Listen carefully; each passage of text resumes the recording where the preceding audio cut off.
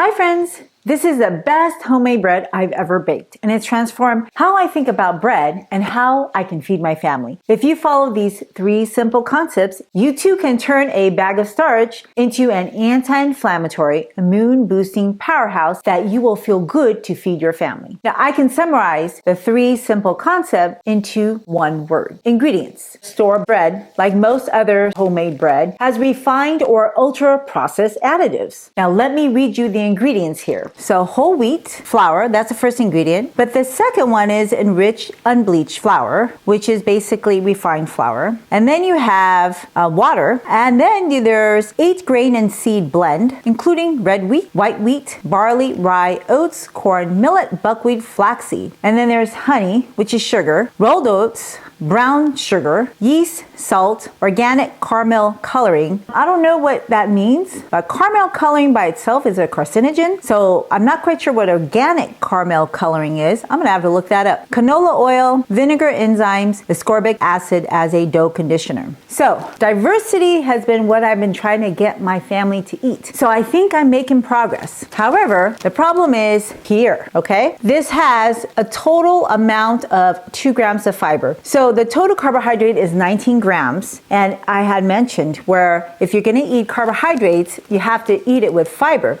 So it should be a 5-to-1 ratio. So that means for every 5 grams of carbohydrates, I would like them to eat 1 gram of fiber. This has 19 grams of carbohydrates. So if I divide by 5, this really should have roughly almost 4 grams of fiber, but it only has half of that. And that's where I'm trying to improve in their diet. I got another bread that has a better carbohydrate to fiber ratio, okay? So this bread has organic sprouted wheat, filtered water, organic sprouted barley, organic sprouted millet, organic malted barley, organic sprouted lentils, organic sprouted soybeans, organic sprouted spelt, organic wheat, gluten, yeast, and sea salt. And this is why I like this bread so much better than this bread, because it actually has beans in it, including lentils and soybeans. And this one doesn't. This here carbohydrate is 15 grams.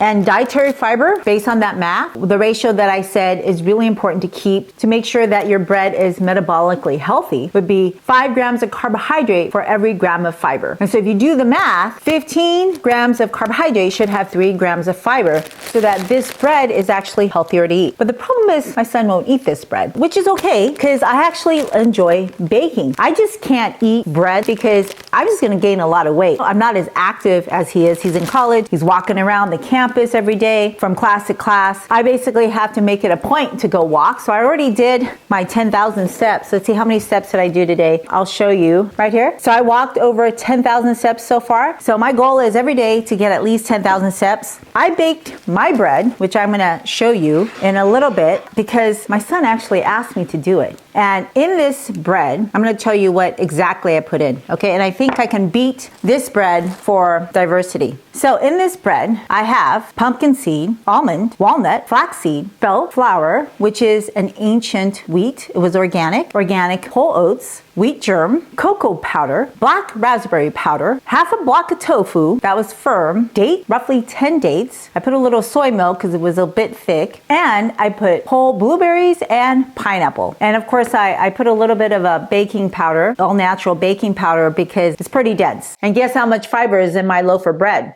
I'll let you think about that. And when you eat refined, ultra-processed foods, they not only give you more calories, but they will make you want to eat more food. That's why bread is bought or baked so often. Now, it's easy to confuse the ingredients on a food label. It's like reading a loan document. There's so many words on the page that the main point of the loan gets lost. So the first thing to look for when you're reading any food label is to make sure that there are, number 1, no additives. And this is trickier than you think. Most people don't really understand what a quality ingredient truly is. You've probably heard of terms like all natural, low in carbohydrates, high in fiber. But when you have to manipulate the food so much that you're adding parts and pieces, basically chemicals, as additives to your food, are you really getting any healthier? Fiber fillers, resistant starches, those are some highly processed engineered ingredients. One of you guys mentioned that I showed you a roll and it looked like a rock. Well, you know what? This actually feels like a rock. It's pretty heavy. So I actually have a balance here and I'm gonna weigh out how much these breads weigh. Okay, so let's weigh this bread. This bread is 716 grams. Okay, I'm gonna weigh my bread, about the same size as this loaf, kind of. This is a little bit puffier. And of course, remember I had another bread video and I talk about the give test. So it's kind of squishy, not as squishy as some other breads, but it's pretty squishy, okay? So now I'm gonna pour this out. I hope it works. And let's see, ready? 1, 2, 3. Woo! I do feel it coming down. This is my bread.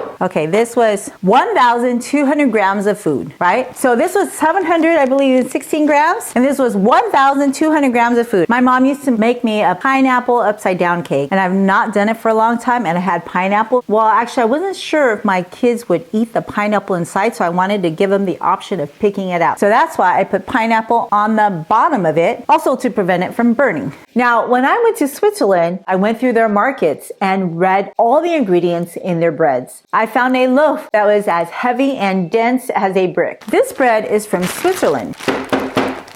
It's pretty much as dense as a rock. That's kind of what Swiss bread is because it's made out of whole grains. Just like mine, it was super high in fiber. And do you know what they use? Basically whole nuts and seeds. That's how they added fiber and protein to the bread. But in America, we've been trained by processed food companies to expect bread to be fluffy. Roller mill technology became widespread in the 19th century, allowing for the production of highly refined white flour. And this flour, stripped of its bran and germ, produced lighter, softer breads with a longer shelf life. This set the stage for fluffy bread. This is ultra-processed food. Commercially produced baker's yeast also became widely available in the early 1900s, which enabled faster and more reliable bread fermentation, which was crucial for mass production. They no longer needed to make sourdough. And in 1928, the invention of the bread slicing machine, well, that revolutionized the industry. Shortly afterwards, brands like Wonder Bread, they popularized pre-sliced, soft, fluffy loaves, cementing the trend of lighter, mass-produced bread. And by the mid-20th century, the use of chemical leavening agents, emulsifiers, and dope conditioners like calcium phosphate and mono and diglycerides that further enhance the softness, fluffiness, and shelf life of bread. Now, let me tell you some of the problems with these additives. Potassium bromate. It strengthens the dough, so it promotes it to rise. It's classified as a possible human carcinogen by the International Agency of Research on Cancer, the IARC. Now, studies in animals linked it to cancer in animals, particularly of the kidneys and thyroid. So it is banned in the European Union, the United Kingdom, Canada, and other countries, but it's still legal in the US. Azodicarbonide, ADA. It's also another dough conditioner to improve elasticity and make bread fluffier. Well, it breaks down into compounds like semicarbazide during baking, which has been linked to cancer in animal studies. It can also cause allergic reactions and cause inflammation in the respiratory tree. Now, high doses can affect the nervous system. Urethane is another compound formed during baking, ADA, which is also a carcinogen. It is banned in the European Union and Australia, but we still allow it. Propylparaben. Its purpose is a preservative to prevent mold and to extend its shelf life. And some animal studies suggest it may disrupt the endocrine system. And it could also be a possible carcinogen. Animals actually showed a reduced sperm count and altered reproductive organ development. And research has suggested that it may even impact fetal development when exposed during pregnancy. Now, people can also have skin irritation and allergic reactions. How do you think they make flour so white? Well, sometimes they put titanium dioxide. It's a whitener used in certain baked goods. It is an irritant and found not only in food, but in cosmetics and sunscreens. It is considered to be a possible carcinogen when you inhale it. Now, recent studies indicate that the nanoparticles of titanium dioxide, they may accumulate in the body. And this potentially may be causing DNA damage that leads to cancer. So it's been banned in the European Union since 2022 as a food additive. But guess what? We still allow it to be used here. Monoglycerides and diglycerides, they are emulsifiers to improve texture and to extend shelf life. Well, remember the trans fat ban? Well, when they use these emulsifiers, they may have small amounts of trans fats, which have been linked to chronic diseases. You don't need a lot of trans fat to increase your risk of chronic diseases. Calcium propionate. It's also used as a preservative to inhibit mold. Well, it can cause headaches, including migraine headaches. It can cause rashes and disturb the gut microbiome. It's also been shown to be an endocrine disruptor, inappropriately stimulating hormones that regulate glucose metabolism. So it'll increase your stress hormones like norepinephrine, and this may contribute to insulin resistance, impaired glucose control, and gradual weight gain, especially when you're eating carbohydrates. Food scientists have created Frankenstein foods that have hooked billions of people on texture so they keep eating. And this is why eating is so complex and why everyone is so confused on what to eat and what not to eat. We are no longer eating real food. So I personally don't get why people have a problem with GMO foods, but they don't have a problem with artificial ingredients. We are literally eating chemicals and happily doing it, but they don't belong in our bodies, especially at the astronomical amounts that we are eating in so many different foods in our food supply. It's like plastic. A little bit of plastic is no big deal, but now we have plasticized everything. There's so much contamination that has polluted our oceans, lakes, rivers, seafood, and our brains. Are you really eating healthier foods if you're eating parts and pieces of chemicals, even though those chemicals belong to the fiber family? I have yet to see a bioengineered food that can withstand the test of time. So if you are in it for longevity, then you really should consider baking your own bread if you must eat bread. And you have to start with whole food ingredients. White flour is not a whole food. Many of my friends are really into baking sourdough. They think it's healthier than eating store-bought bread. And I agree, it is healthier, but they're still using white refined flour, thinking that it is a health food. It is absolutely healthier, but it's not a health food. I am, however, amazed that most people blindly trust the processed food industry, but are so skeptical of the pharmaceutical industry. I mean, if you think about it, they're both making chemicals that can temporarily help us feel better, improve our lives. But if you really think about it, eating them on a long-term basis can also make our lives even worse. If you follow traditional bread recipes, even sourdough, you're not going to get much better than this loaf, because the number one rule to reduce inflammation is to eat whole food. And when the bulk of what you eat is ultra-processed white flour, especially bleached with additives, mass-produced to solve the world's hunger crisis, you can bet quality is sacrificed. Remember the Great Depression? People were starving. So many people were underweight and malnourished. So I think we've done a great job fixing that problem. We've gotten people from being underweight to overweight, but part B, malnourishment, we haven't addressed. People are just eating ultra-processed foods that contain a lot of white flour, and they're missing all the essential stuff that helps us with longevity. Many breads are ultra processed where they sneak in more chemicals like sugar, fats, and oils. These ingredients, they don't exist in nature on their own. There's no other animal that eats like this except people. Let me cut this open and to see if this is edible. So what I did was I actually layered it. I have my dough. I put a layer of blueberries and then dough and then pineapple. Since this is already cut, I'm gonna just cut it right here, okay? And then you guys can let me know if you think that this is edible or if it looks edible. Hi friends, I am so thrilled that you want to take charge of your health and take charge of your food. Now, I know nutrition can be complex, but it doesn't have to be. And I'm here to support you in this lifelong journey. So if you point your camera app to this QR code, it'll take you to a link for a free handout that I created just for you. And if you like it, if you want to see other handouts, please go to the link in my show notes and then you can leave me your feedback on what I could do to help you in your journey.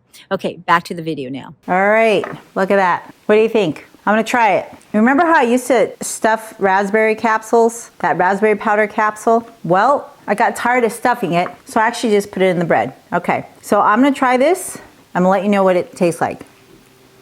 Okay, tastes like a dense, one of those date bar breads, except it's more moist. Sorry, It's rude to talk with my mouth full. I totally think this is edible. I really like it. This is great. I hope my son likes it. My bread has no refined flour, added sugar, or fat, but it actually tastes sweet and it still has fat and protein. But the key is I did not add any refined fat, refined sugar, or refined carbohydrates, nor did I add resistant starch or fibers, unlike store breads. Now, it does have fiber and it does have resistant starch. That's because I use whole foods. So when it naturally has those ingredients, I don't need to manipulate it. And this is why my bread is so heavy. And when you cook and bake from whole plants, you get the balance of fat, carbohydrates, protein, fiber, resistant starch, vitamins, minerals, phytonutrients that promote your metabolism, elevate your immunity, and improve your health. You will never be able to find my bread from the store because it's packed with fiber and phytonutrients. And this is concept number 2. Eat more whole plants. When you eat more whole plants, there's no way you won't be eating fiber.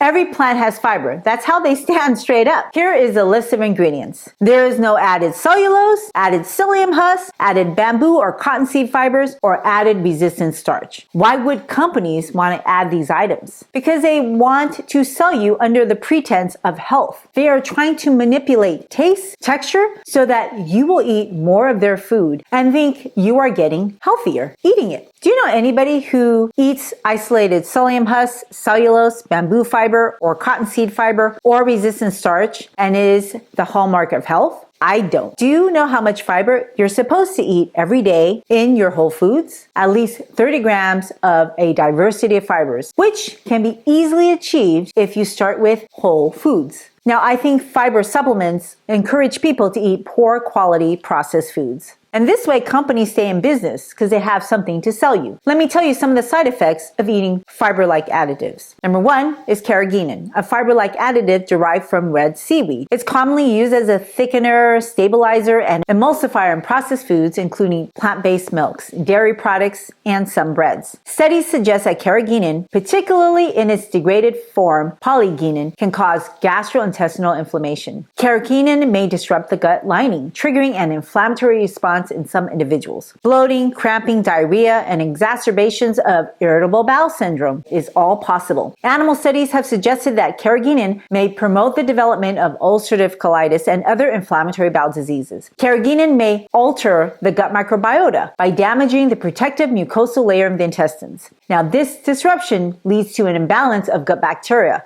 contributing to inflammation and metabolic issues. Carrageenan may also activate your immune cells, leading to chronic inflammation. And this can exacerbate symptoms in conditions like autoimmune diseases, such as rheumatoid arthritis or lupus. While food-grade carrageenan is considered safe, degraded carrageenan, polygenin, which may form during food processing, has been classified as a possible carcinogen in animal studies. Polygenin is associated with higher rates of intestinal ulcers and tumor formation in animal models. And of course, like with everything else, some people may be sensitive or allergic to carrageenan and experience symptoms like skin rashes, abdominal discomfort, or respiratory issues. Now, how about number 2, inulin? That is commonly derived from a chicory root fiber. It may cause bloating, gas, and diarrhea, especially consumed in high amounts due to fermentation in the gut. And it can also trigger symptoms of irritable bowel syndrome or people who have FODMAP sensitivities. How about number 3, cellulose? Cellulose is in every plant.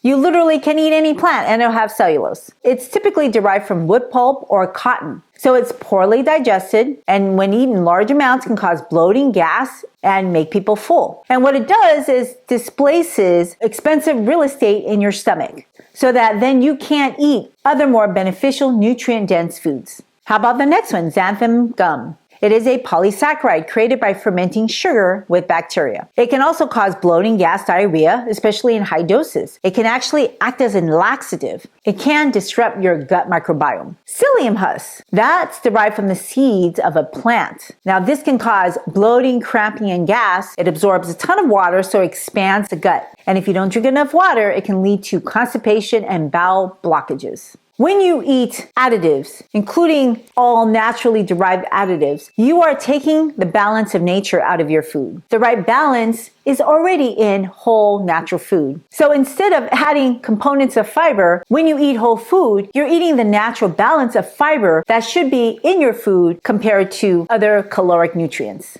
And this is how the Swiss make their bread. And this is why it's important to use whole food ingredients if you're going to bake bread. Just by using whole wheat instead of white flour, you can reduce the rate of diabetes. And why is that? Because you're eating the balance of nature, the balance of fiber, protein, and starch with other micronutrients that are actually thrown away when they mill that flour into a white refined flour. They took the bran and the germ, the most nutritious part, and they threw it out. Now keep in mind, you will change the texture of your bread when you use whole food compared to ultra-processed ingredients. Because when you use ultra-processed ingredients, like this bread, they took the most nutrient-dense part of the plant out. I go shopping at least once a week to buy fresh produce, and occasionally I'll go look in the bread section just to check out the new products that they have. It's unbelievable that just about, I would say, 95% of the bread offered on the market is made out of one single plant, wheat. And that's the other problem. We are overeating one plant. There is no nutrient diversity. If you think about it, how many of you eat bread, crackers, cereals, cookies, cakes, donuts? It's all made from one plant. Have you ever visited the rainforest or looked at pictures of the rainforest? If you go to a rainforest, it's filled with the diversity of plants and animals that balances itself to maintain its health and beauty. But once you remove, let's say, all the snakes, then you will have a population explosion of rodents. The natural balance has been lost. And likewise, our bodies, we are like a rainforest. We need a lot of different things to keep us healthy. And health goes beyond sugar and calories, proteins, and fat. 95% of people are overachievers in getting their caloric nutrients, and they are failing in getting enough fiber and micronutrients and phytonutrients. And as a result, we're turning acute problems of starvation and being underweight into chronic metabolic problems of being overweight, but getting still lots of infectious diseases, cancers, and dementias. It's ironic that if you look in your cupboard and you remove every single snack and you only give yourself one snack with one flavor, that you'll actually eat less and less of that snack every day, simply because you're going to get bored. But processed food companies, they figured out how to sell you the same food over and over so you don't get bored. Now, really, does that sound like a pathway to health? Now, this is why when you bake your own bread, you need to diversify your ingredients, which is concept number 3. Look at the ingredients in my bread. It is full of whole food, high in protein, high in fiber, high in antioxidants, high in vitamins and minerals. And that's what store-bought bread is missing and what traditional baked bread is missing. I have a couple of busy kids in college. I was a busy kid in college and medical school, and cooking was the last thing on my mind. I didn't have time to cook, nor did I want to cook. So I would just eat bagels, which was filling my caloric bucket, but it was so deficient in vitamins, minerals, fiber, and micronutrients, as well as protein, that I was not able to keep up my immune system. I had figured I was full, so a bagel should be a meal in itself. How could it not be? Because every time I overate my bagels, I would gain weight. I mistakenly believed that gaining weight meant I was eating healthy foods. So to counteract weight gain, I would skip meals. That got me into more nutritional debt, and that exacerbated my horrible allergic rhinitis, which are basically hay fever, and eczema. I honestly thought I was doing pretty good living on my own because I was able to maintain my weight. I didn't get overweight in college, but I tanked my immune system, and I didn't want my kids to make that same mistake. So hence, I was super excited when my son asked me to bake him bread because he knew I would pack it with a ton of micronutrients, phytonutrients, and fiber. Now, does it taste great? Well, truthfully, he said it's edible, which is totally fine with me. I can't compete with a fluffy texture from engineered foods like a white bagel or this bread. It's not what I'm trying to achieve. They're getting plenty of opportunities to eat this kind of food every day in college. What I'm trying to do is to counteract these foods, what these foods are deficient in, with the antidote. My loaf of bread contains 73 grams of fiber, and that's not added fiber. This is whole food intact fiber to help them maintain a healthy weight, to repair leaky gut issues that they'll get from eating processed food, to improve their metabolism, to help them with their mood, and to reduce their inflammation. This is brain food. Now, how do you lose weight when you eat fiber? fiber? Well, it's because you're eating less calories. Number one, you're getting full, so you automatically stop eating. Eating fiber is like having your own built-in GLP-1 agonist in your food. Number two, you can't digest fiber or resistant starches for that matter because you lack the digestive enzymes. So this slows down your ability to extract the caloric nutrients in this bread. So even though it contributes to the total carbohydrate count on a nutrition label, it doesn't actually contribute to calories. In addition, fiber reduces the caloric content of food by limiting how fast you can absorb the caloric nutrients in your small intestine. That's because it's full of soluble fiber. But there is a bonus biochemical event that happens. The calories saved, well, you're basically sharing it with your microbiome, which then metabolizes the fiber into beneficial metabolites like butyrate to help you expel toxins. Butyrate is literally the fuel to turn on your bowel motility. So when you look at a plant, it may look hard on the outside, but on the inside, when it's packed with soluble fiber, that will jumpstart your metabolism. Now, the outside of any plant is full of fiber. That's why nuts are hard. But it was designed to protect the nutrients inside, like the monounsaturated and polyunsaturated fat in a nut. If you don't protect it, it'll get rancid when exposed to the oxygen in the air. Now, to counteract oxidation, the plant has built-in polyphenols and anthocyanins attached to that fiber to help it repair. This is why my bread is kind of a purplish color. Nuts and seeds are the babies of the plant. And when you eat plants, you are borrowing the plant's immune system. And without plants, really nothing will survive on Earth. Even the carnivores would lose their animals to eat because herbivores eat plants. In life, if you haven't noticed, whenever you go to an intermediary, like a middleman, well, things just get more expensive, right? If you went to the farmer instead of a supermarket, your produce would be fresher and cheaper. You know, when stores sell you anything, they add on a marketing fee. Likewise, when you eat animals, you're eating the middleman and you will get a health tax. So this is why I basically eat straight from the source and I cut the middleman out. Now, I used to get rid of all that fiber by peeling fruits and vegetables. But I learned that the skin is where it's fiber dense and dense in beneficial antioxidants. And hence now I go out of my way to eat peels whenever possible. Sometimes peels are just really hard to chew. What most people don't get is that fiber is much more than a nutrient. It is a mediator between plants and humans and our gut microbiome. Its biochemical effects ripple throughout our systems, influencing our metabolism, our immunity, as well as our neurological health. And by prioritizing a diverse amount of fiber-rich whole foods, we can nourish not only ourselves, but also the trillions of microbes that shape our well-being. So if you want to learn more about which foods have the best fibers to eat, watch the next video.